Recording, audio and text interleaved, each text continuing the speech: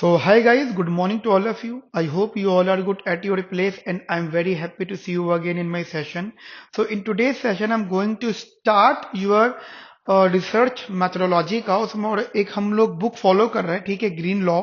एक बुक है green law और this is the very good book for this particular topic research methodology. तो जो हम चैप्टर नंबर 1 अभी हम कवर कर रहे हैं that is what is research, उसका नाम है। और देखो जितना भी तुम सिलेबस अभी पढ़ने वाले हो उस सिलेबस में एक्चुअली तुम रिसर्च मेथोडोलॉजी का मीनिंग और प्रोसेस समझोगे। जैसे ये चैप्टर तो सिर्फ इसके मीनिंग पर बेस्ड है, आगे चल के ये प्रोसेस में कन्वर्ट होंगी चीजें। तो आज के सेशन हमारा chapter number 1 I will try to cover और उसके अंदर हम लोग डिस्कस करते हैं कि एक्चुअली में रिसर्च होता है क्या और इसकी क्या इंपॉर्टेंस है। देखो जनरली हमारा मेन कंसर्न रिसर्च के साथ साथ रिसर्च को इकोनॉमिक्स के साथ कनेक्ट करना है। तो कोई लोगों के हिसाब से जो रिसर्च होता है वो एक नॉलेज होती है, कुछ लोगों के हिसाब से कि sometimes some people say that कि I am doing the research, मतलब मैं एक नॉलेज ढूंढ रहा हूँ, ये तो बात होती है। But it is not 100% true because some people, according to some people, research is generally creating a new knowledge। भाई एक बात बताओ ना, क्यों आज भी खोजबीन हो रही है, क्यों आज भी लोग चीजों को ढूंढ रहे हैं? क्योंकि एक वो न्यू नॉलेज को क्रिएट करना चाहते हैं जो एग्जिस्ट करती है बट लोगों तक वो डिलीवर्ड नहीं है, ठीक है। तो वो न्यू नॉलेज को क्रिएट कर रहे हैं, that is known as the research, ठीक है। तो एक तो रिसर्च का मीनिंग समझ लो, that research is simply the creating a new knowledge, this is not only the knowledge. अब कुछ लोगों के हिसाब से एक होता है फैक्ट और एक होता है रिसर्च, दोनों को समझ के रखना है।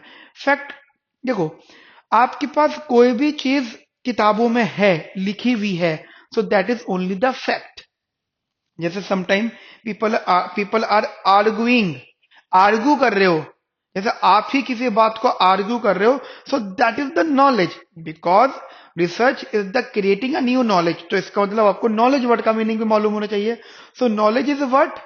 Knowledge is simply to arguing और to argument on a particular topic, तभी तो कोई न्यू नॉलेज क्रिएट होगी। तो ये ध्यान रखना, मतलब दो तीन चीजें जो आपको अपने माइंड में रखनी है।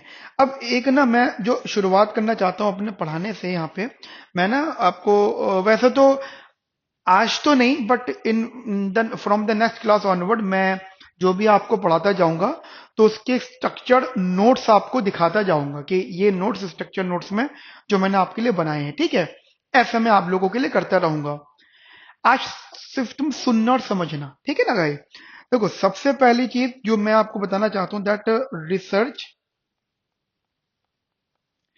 वर्सेस रिसर्च मैथोडोलॉजी, मतलब ये मेरा पर्सनल इंटरेस्ट है कि तुम लोगों को इसके मीनिंग समझ में आए, ठीक है। रिसर्च और रिसर्च मैथोडोलॉजी एक्चुअली में होता क्या है? देखो जब तुम कहते हो, इसको दो पार्ट में ऐसे डिवाइड करो। हम जो रिसर्च होता है किसी भी इन्वेस्टिगेशन का प्रोसेस होता है। Research is simply the process of the investigation, मतलब you simply say that the process of investigation, okay, investigation, the process of investigation. और रिसर्च ऐसी क्या, ऐसा कंसेप्ट है जो हमेशा से होता आ रहा है। अब एक बात बताओ, पिछले 10 सालों में, और 10 साल भी थोड़ा और कम कर देता हूं मैं, पिछले 3-4 सालों में जब से चैट जीपीटी आया है और उसके बाद में एआई मोड या चैट जीपीटी, तब से हमारा जो चीजों को ढूंढने का जो इंटरेस्ट है वो कैसे हो चुका है, या हमारा पैटर्न क्या हो चुका है। पहले हमें कोई चीज ढूंढनी होती थी तो हम लोग गूगल करते थे, उससे भी पहले सोचो तो हम किताबें छानते थे, लोगों की खुद की लाइब्रेरीज होती थी, है ना, खुद की लाइब्रेरी, दुनिया भर की किताबें रखते थे। फिर गूगल ने उसकी जगह ले ली कि अब लोग अब किताबें न रख के गूगल कर रहे हैं, तो गूगल पे भी सारी इन्फॉर्मेशन आने लगी। फिर उसके बाद में यूट्यूब थोड़ा ठीक ठाक फेमस हुआ, जो कि आज भी है। तो उसके बाद में लोगों ने गूगल ना करने की वजह यूट्यूब पे देखना चाहिए। और आज भी अगर आपको कोई चीज जाननी होती है, मोस्ट ऑफ द पीपल वो देखते हैं कि यूट्यूब पे लोगों ने क्या बोला है। किसी मूवी के रिव्यू जानने होते हैं, हम यूट्यूब पे जाके देखते हैं कि फर्स्ट पब्लिक रिएक्शन क्या होता है, ठीक है। ये एग्जांपल मैं बात कर रहा हूँ। उसके बाद में चैट जीपीटी आया, एआई, एआई तो बहुत पहले से, लेकिन चैट जीपीटी ने आते एक प्रकार की क्रांति ला दी, ठीक है। हम लोग शायद अपने घर में किसी से इतनी बात ना करते जितनी हम चैट जीपीटी से बातें करते हैं। हमारे हमारा नाम उसको याद हो गया, हमारे कॉलेज के प्रोफेसर को हमारा नाम याद नहीं हुआ 3 साल में, 2 साल में, लेकिन चैट जीपीटी को आपका नाम याद हो जाए, आप एक बार बता दो, वो भूलेगा नहीं। तो चैट जीपीटी के साथ आपकी दोस्ती बन गई। तो अब आपके चीजों को ढूंढने के तरीके बदल रहे हैं ना, वही मैं आपके साथ अभी डिस्कस कर रहा हूं, ठीक है। तो जैसे अगर तुम सिंपल कोई इन्वेस्टिगेशन करते थे पहले, क्या प्रोसेस होता था उसका? You simply asking the question, ठीक है, लोगों से आप क्वेश्चन पूछते थे, फिर लोग उसका आंसर देते थे, एंड उनके आंसर के डेटा को आप कलेक्ट करते थे, जहां से फैक्ट्स निकल के आते थे। So you are basically collecting the data, ऐसे ही कुछ होता था शायद। Okay with it. And after that जो भी डेटा आपने कलेक्ट करा है, that data is generally testing hypothesis, ठीक है। ये कुछ बड़े बड़े नाम में ले रहा हूं जो शायद आप पहले पढ़ चुके हो। हाइपोथेसिस टेस्टिंग करते थे। हाइपोथेसिस टेस्टिंग का मतलब क्या होता है?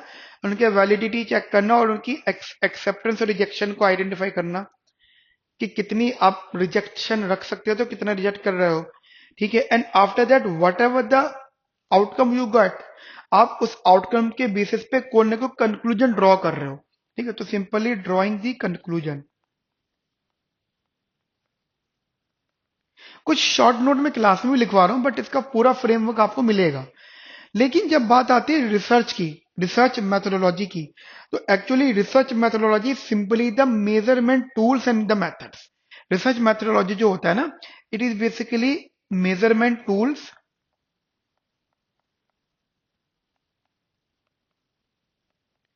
एंड मेथड्स, ठीक है। अब बोलोगे सर हाउ, कैसे? ठीक है, इसका मेन कंसेप्ट होता है कि एक बार बता, जैसे मैं अभी आपको एग्जांपल दे रहा था इतनी सारी चीजों का। तो जब आप चैट जीपीटी से पूछ रहे हो, और जब आप गूगल से पूछते थे, या फिर आज भी तुम गूगल से पूछो, तो आपको एफिशिएंट आंसर कहाँ मिलता है?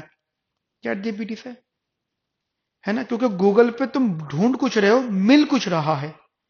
इतनी सी बात ढूंढी है दुनिया भर की, और अभी भी चैट जीपीटी के साथ ऐसा होता है। चैट जीपीटी भी कभी कभी हमें अपनी मर्जी का आंसर नहीं दे पाता, वो जनरल आंसर देता है। मतलब अभी तुम मुझसे पूछो कि मुझे कार लेनी है, कौन सी कार अच्छी है, वो सारी कारों के प्रोज एंड कॉन्स गिनवा देगा आपको। अब फिर भी कंफ्यूज हो यार, ठीक है। मैं कुछ दिन पहले सर्च कर रहा था, तो जो सिचुएशन मेरी सर्च करने से पहले थी, वही सिचुएशन मेरी सर्च करने के बाद है, ठीक है। तो it is basically the tool. तो आप जब ऑनलाइन किसी भी चीज को सर्च कर रहे हो, तो क्या ये आपकी ऑनलाइन सर्च की स्किल्स पे चीज डिपेंड नहीं करती कि आपको अपना आउटकम कैसे निकालना है? तो रिसर्च मेथोडोलॉजी सिखाती है सबसे पहली चीज ऑनलाइन सर्च स्किल्स। अगर चैट जीपीटी से मैं कोई क्वेश्चन पूछता हूं और आप कोई क्वेश्चन पूछते हो, तो आप में और मेरे में फर्क होगा। मेरा क्वेश्चन शायद ज्यादा स्किल्डफुल होगा, क्योंकि मेरे को बहुत एक्सपीरियंस है कि मुझे आपके एग्जाम से रिलेटेड क्या पूछना चाहिए उससे। प्रॉम्प्ट, जिसे हम कहते हैं प्रॉम्प्ट। तो सबसे पहली चीज online search skill, online search skills. Second thing, that जो भी मुझे आउटकम मिल रहा है, उस उसको जो मैं रीड कर रहा हूं, वहां पे रिसर्च मेथोडोलॉजी बताता है कि वहां पे आपकी क्रिटिकल रीडिंग है। अगेन, जब आप बुक्स पढ़ते हो, यही ग्रीन लॉ की अगर तुम रीडिंग पढ़ते हो, और इसी रीडिंग में आपको 2-3 ऑथर्स और मिलते हैं, तो आप देखो सबकी बात करने के तरीके अलग हैं। तुम्हें डिफिकल्टी होगी वो पढ़ने में, क्योंकि सब ऑथर्स की व्यूज पॉइंट्स अलग अलग, इवन एग्जाम्पल भी हर कोई अपने हिसाब से ले रहा है। बट जब कोई चीज मैं रीड करता हूं, तो मेरे को वो नॉलेज हो गई है, क्योंकि मैंने मल्टीपल इन ऑथर्स को मैंने बहुत बार पढ़ रखा है। तो रिसर्च मेथोडोलॉजी आपकी क्रिटिकल रीडिंग को एक्सप्लेन करता है या उसकी मदद लेता है, ठीक है। और ऑब्वियसली बात है, जो टेक्निक्स है उसके बारे में बताते हो, तो सिंपली द राइटिंग टेक्निक्स,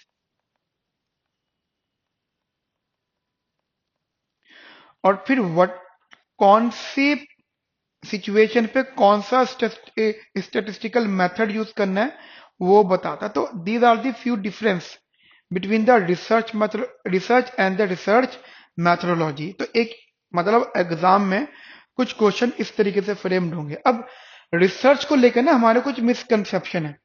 हमारा हम ये सोचते हैं कि जो रिसर्च होता है, रिसर्च मतलब आप समझिएगा, एक्चुअली अभी हम लोग रिसर्च के बारे में बात करेंगे। हम लोगों के हिसाब से लगता है कि जो रिसर्च होता है it is simply the search या searching for new knowledge, searching for knowledge, sorry, searching for knowledge. Actually this is wrong statement, मतलब दिस इज नॉट 100% ट्रू क्या है। रिसर्च मतलब सर्चिंग फॉर नॉलेज, ठीक है। हम नॉलेज के लिए सर्चिंग कर रहे हैं, नहीं, ऐसा नहीं है। एक्चुअली रियलिटी में होता है कि जो रिसर्च होता है it is basically the creation of the new knowledge. Actually correct statement is what,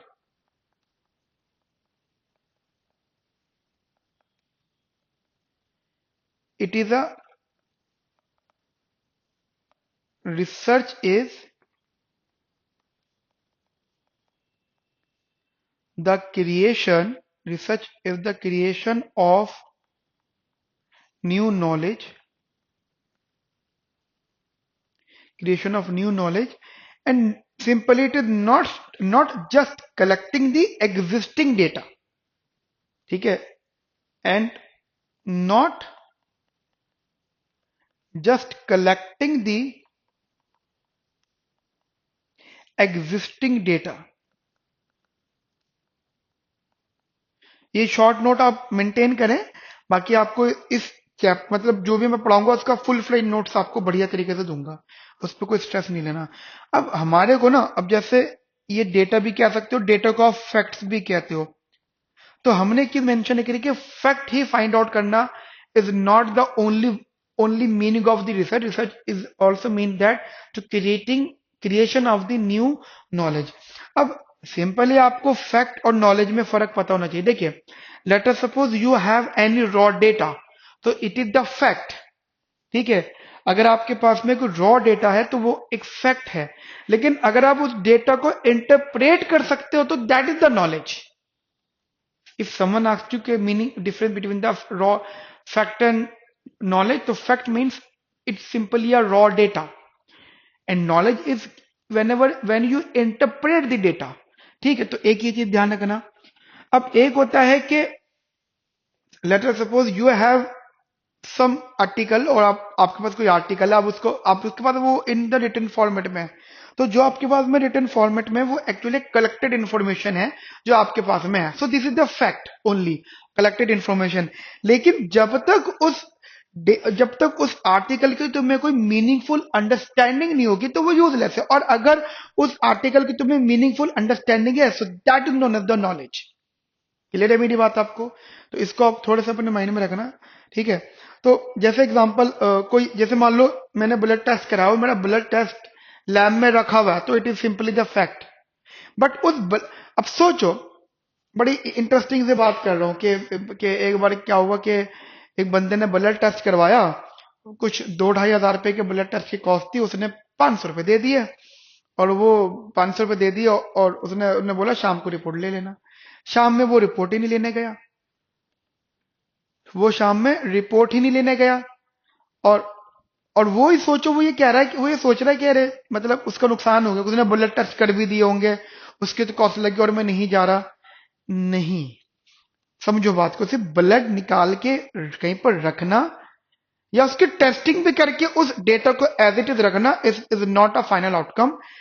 अगर उस ब्लड टेस्ट को हम लोग यूज करें, ठीक है, फॉर द उस रिपोर्ट को के रिजल्ट को अगर हम डिस्कस कर रहे हैं तो उस ब्लड टेस्ट की वैल्यू है। तो सोचो, अगर अगर कोई पर्सन ब्लड टेस्ट की रिपोर्ट ही नहीं ले रहा तो वो यूजलेस है।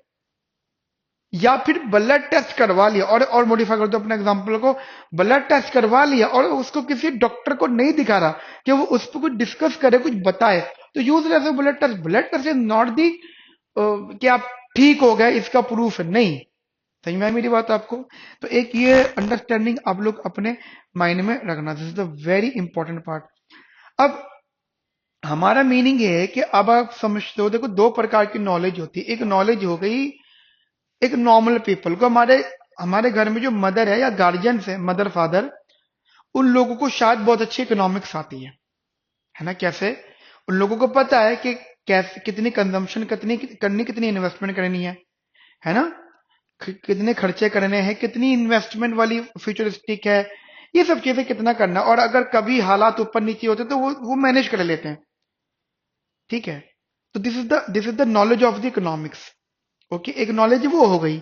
एक नॉलेज होती है स्कॉलर्स को, जैसे अब आप हो, आप बहुत अच्छे से पढ़ रहे हो, स्टडी कर रहे हो, सो देर आर बेसिकली नॉलेज, जो आपके पास नॉलेज आएगी इकोनॉमिक्स की, वो एक स्कॉलर्स नॉलेज है, और जो नॉर्मल पर्सन को वो सिंपल नॉलेज है। ठीक है, तो एक ये अंडरस्टैंडिंग आप लोग बेसिकली रखना। जैसे मान लीजिए कि कोई डिबेट हो रहा है। अब आपने कभी कभी देखा होगा कि डिबेट, यूजलेस डिबेट्स होते हैं, कुछ भी बातें कर रहे हैं डिबेट में, तो आप समझ जाते हो कि फालतू बकवास। इमेजिन करो कि आप इकोनॉमिक्स से रिलेटेड डिबेट कर रहे हो, और आप उसमें मतलब एक्सवाइजेड पर्सन को बिठा रहे हो, मैं नाम नहीं लूंगा किसी का, जो नॉर्मल टीवी पे न्यूज में डिबेट्स होते हैं, इकोनॉमिकली डिबेट हो रहे हैं, और उस पर आप किसी को पर्सन को बिठा रहे हो, और जब उससे इकोनॉमिकली ये पूछा जा रहा है कि अनएम्प्लॉयमेंट कैसे रिड्यूस करोगे, तो उसको शायद वो पॉलिसी ही नहीं पता कि how we can remove the unemployment. तो यूजलेस डिबेट होता है वो। यानी यानी इसका मीनिंग ये हो जाता है कि अगर हमारे नॉलेज स्कॉलर्स रिलेटेड है या स्कॉलर्स नॉलेज है, तो it is based on three thing, that is the conversation, the arguments and the debate. ठीक है, अगर ये तीनों चीजें कंसर्न होती है, मैं जानबूझ के लिख नहीं रहा, वो सारी चीजें आपको नोट्स के अंदर अच्छे से मिलेगी, तो लेकिन फिर भी एक हेडिंग के तौर पे लिखना, that nature of scholarly knowledge.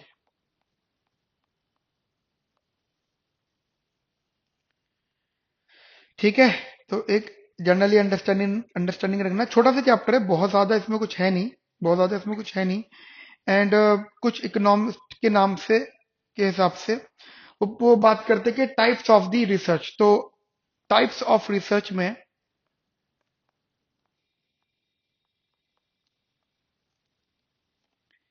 We have four types of research. ठीक है, number one, that discovery, that that find something new. ठीक है, डिस्कवरी का मतलब होता है फाइंड समथिंग न्यू। एक होता है फॉर्मुलेशन,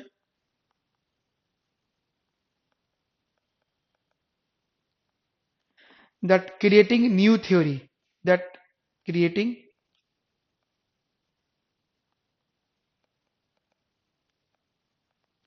new theories।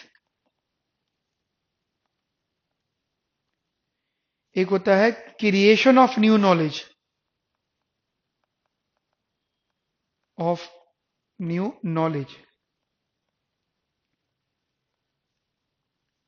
और एक होता है कंफर्मेशन।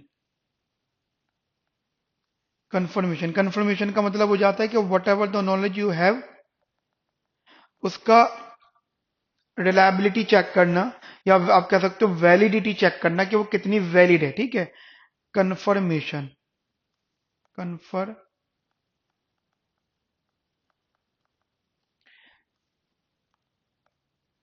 ठीक है, and this is testing validity और द रिलायबिलिटी। ठीक है, तो एक ये बेसिक सी अंडरस्टैंडिंग आप लोग यहाँ पे रखना अपने माइंड में। एंड या अब ये जो चैप्टर था, इस चैप्टर में बस इतनी इंफॉर्मेशन बस ले दे के, मतलब इस चैप्टर में इसी, it is basically the intro chapter. पहली चीज इसमें यही है कि व्हाट इज द रिसर्च, और रिसर्च के बारे में बताया है कि रिसर्च क्या होती है, और रिसर्च मैथोडोलॉजी में डिफरेंस बताया है। ठीक है, सबसे पहली चीज यहाँ पे जो डिस्कस की गई है।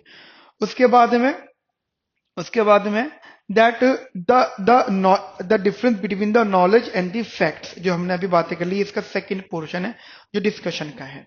उसके बाद में यहाँ पे बात की गई है types of the research, right. और बाकी इसके अंदर ऐसा अलग से कोई खास नहीं है, types of the research. And उसके बाद में है एक लास्ट पॉइंट है, but this is a summary part, that how are arguments evaluated. Actually होता क्या है कि whenever someone is debating. देखो डिबेट की सबसे अच्छी बात क्या होती है, debate between the scholars and between the non scholars, कि scholars generally giving the logical reasonings. Logical reasoning एक हमारे न्यूज चैनल में एक वो चीज थी कि किसी ने बोला मेरे सर में दर्द हो रहा, तो बाबूजी कहते हैं ऐसे कुछ करते नहीं है, वो कह रही है हो रहा है दर्द, वो कहते हैं नहीं मैं प्रमाण दे रहा हूं नहीं हो रहा। So this is the illogical reasoning कि मैं प्रमाण दे रहा हूं। अरे जिसको वो खुद कह रही है कि मुझे दर्द हो रहा है सर में, इससे बड़ा प्रमाण क्या है? ठीक है। तो एक्चुअली होता है कि scholars and non scholars, so how the arguments evaluated. आप कैसे कह सकते हो कि ये वाला आर्गुमेंट ठीक है और ये वाला आर्गुमेंट नॉन बेकार है? क्योंकि अगर एक आर्गुमेंट में लॉजिकल रीजनिंग है और एक आर्गुमेंट में इलॉजिकल या नॉनसेंस रीजनिंग है, तो आप उससे आइडेंटिफाई कर सकते हो। तो एक ये चीज अपने माइंड में रखना। बाकी इस चैप्टर में, इस मतलब इंट्रो चैप्टर में और कुछ इससे ज्यादा नहीं है। तो अभी के सेशन में हम लोग ये चैप्टर नंबर 1 रखते हैं। अब जो नेक्स्ट क्लास होगी उसमें मैं आपको चैप्टर नंबर 1 के नोट्स भी दिखा दूंगा। ठीक है, पूरे चैप्टर के नोट्स। और चैप्टर नंबर 2 को हम वहीं से फिर कंटिन्यू करेंगे। जो हमारी बुक है ना ग्रीन लॉ, अब ये आपको महसूस होगा पढ़ते हुए कि इट इज अ सीक्वेंस, जो जो स्टेप्स होते हैं। तो सिंपली व्हाट इज रिसर्च की बात हो रही है सबसे पहले, ठीक है, एक सीक्वेंस है। उसके बाद में अगला चैप्टर हम पढ़ेंगे, that is the overview of the research process in economics, कि रिसर्च प्रोसेस का इकोनॉमी में क्या किस तरीके से ओवरव्यू में एक्सप्लेन कर सकते हैं। ठीक है, वो डिस्कस करेंगे। तो आज वाली क्लास में हम लोग इतना रखते हैं, मिलते हैं नेक्स्ट सेशन में। तब तक अपना ध्यान रखो, ख्याल रखो। Have a nice day, thank you, bye bye, take care.